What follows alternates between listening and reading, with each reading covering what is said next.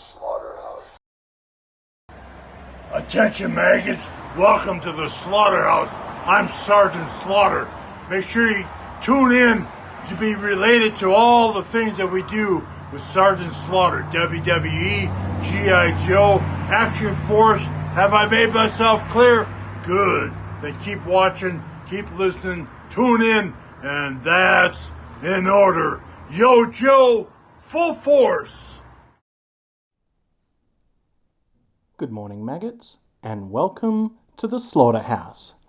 On today's episode of Slaughter's Over the Top Tropes, we'll be looking into the weapons that Sarge discards. None of the original 4 Sgt Slaughter G.I. Joe figures came packaged with a firearm. Instead, their accessory was either the dreaded swagger stick or his removable campaign cover. There were several moments in the animated series, though, that depicted the Sarge utilising a firearm, and in some cases, unconventionally so. The first example of Sgt Slaughter using a firearm comes from the Arise Serpento Arise miniseries, where Sarge and the gang confront the Dreadnoks. That is disease! Make like ice and freeze! Holding a pistol point blank to Zartan's head, they soon lose the advantage when the Thunder Machine comes rolling in. The game is up, gentlemen! I bid you a fond adieu! After the cliffhanger, Sarge has lost hold of his firearm, only to produce a grenade from his pocket. This marks the first time we see the common trope of Sarge discarding his weapon. Further into the same miniseries, we see Sarge using the default XMLR3A laser rifle that originally came with Snow Job, but was used by Sunbow as the standard Joe rifle. Surrounded by Cobra forces, Sarge decides his best course of action is to abandon his firearm again and use brute force instead. Lucky for Sarge, his attackers elect not to bring a gun to a fist fight and assume they can overpower the Sarge. Ultimately, Sarge is captured, a trope I have covered in episode 1 of the series. Realising his earlier mistake of ditching his firearm, we get a bonus trope of Sarge acquiring someone else's weapon. He soon runs into a squad of Vipers, so Lucky Sarge has a weapon to defend himself. Nope, wait, he abandons it yet again. I get that he is utilising stealth here, but Sarge soon finds himself in a situation where a firearm would have definitely come in handy.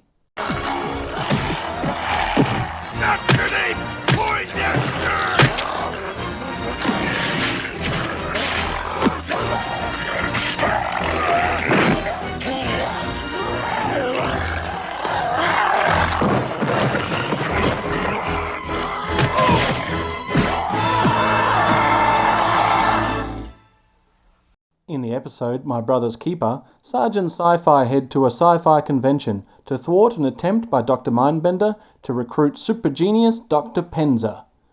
Even though they probably could have disguised it, they elect not to bring weapons to a sci-fi convention, even knowing that they are sure Cobra will show up, and are soon outnumbered and outgunned. Yo, Joe! Come on! Sci-Fi spots a real working mono wheel that is clearly a tricycle and uses it to knock 2 Dreadnoks off their feet and guns out of their hands. Sarge again acquires a weapon and the 2 Joes set about evening the odds. Get out! They got away! Not quite! I planted a tracking device on them! With Cobra on the run, Sarge and Sci-Fi make a break for the havoc, and somewhere in between, Sarge has abandoned his firearm again. Next, we take a look at G.I. Joe the movie, where we find Sgt Slaughter and the Renegades at the Slaughterhouse. This time, Falcon suggests they infiltrate Cobra Island without bringing any weapons, and obviously Sarge needs no convincing. Now that's what I call a challenge! At this point, I'm starting to wonder if Sarge even owns a firearm. Utilising the cover of night, they make it onto the island, and with some help from ex-Cobra Viper Mercer, they are soon inside the Terrordrome. That's our ticket in.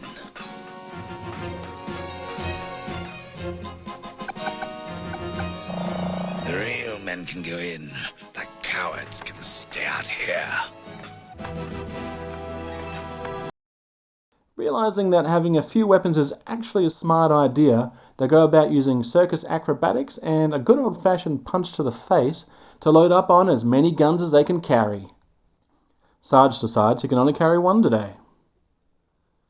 Their earlier sneak attack idea is discarded in favour of giving the enemy time to take cover, but Sarge soon tires of dodging and shooting lasers, so decides to abandon his weapon yet again. Shooting!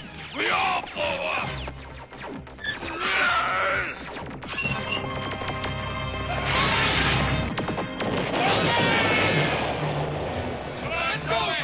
Red Dog shows how fun it is to shoot down trouble bubbles with a laser pistol, so Sarge whips out his sneaky hidden handgun and gives it a crack. We all go home or nobody goes home. Oops, they forgot Falcon. You can answer Nemesis Enforcer. Sarge picks up another rifle but tosses it to the side before getting a face full of Cobra La calamari. Sarge has met his match with Nemesis Enforcer, who shows Sarge he isn't the only one who likes to throw things. Perhaps coming at Nemesis Enforcer with a gun would have proved futile anyway, as he shows a great deal of resistance to laser fire. Next stop, the Himalayas, and Sarge has again acquired a rifle, but this time it's the vegetation that causes him to abandon it. Halt! Watch out! Soon after, the Joes are released from their cucumber cocoons and pick up the fight where they left off. Sarge, using the slaughter cannons to their full potential, soon retrieves his rifle to continue the fight. With all the frustration of trying to light a gas stove, Sarge is getting nothing but sparks, but soon decides on a different course of action. Batter up.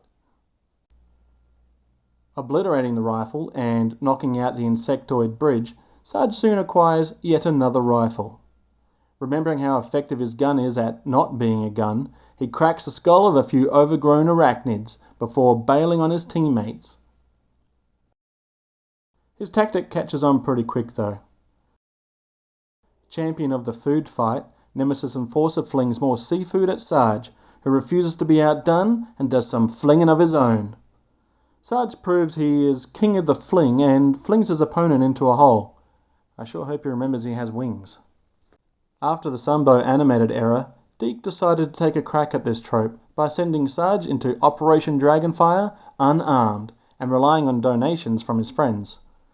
But, as much as he's no good at keeping hold of a firearm, I'll be damned if he doesn't look awesome posing with one. Again though, he won't keep it for long.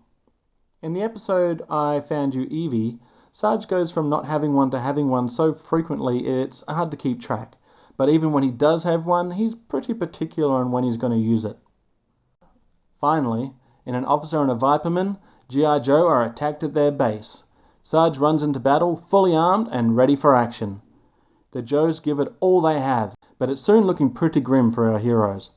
Only Hawk and Sgt Slaughter are left to turn the tide. But Sarge is again unarmed, during an epic home battle no less, and their only hope is to activate the battle axe. And without a firearm, it goes about as well as you would expect. Hurry, Sarge! There's no time to lose! I'm right behind you, General Hawk! And so are we. I'll relieve you of this vehicle. You want it? Come and get it! I won't, but they will. That's why these new recruits joined Cobra in the first place. It's a weird trope to focus on, but I get why they did it. Sgt Slaughter was Hasbro's larger-than-life tough guy. They don't want him hiding behind a gun. They want him flexing his muscles and showing who's king of the ring. I mean, after all, he can take on 100 Cobras and send them on the run. Anyway, that's all from me. I hope you have a great evening. You're dismissed. If you enjoyed this video, don't forget to like and subscribe, hit that notification bell, and leave a comment down below.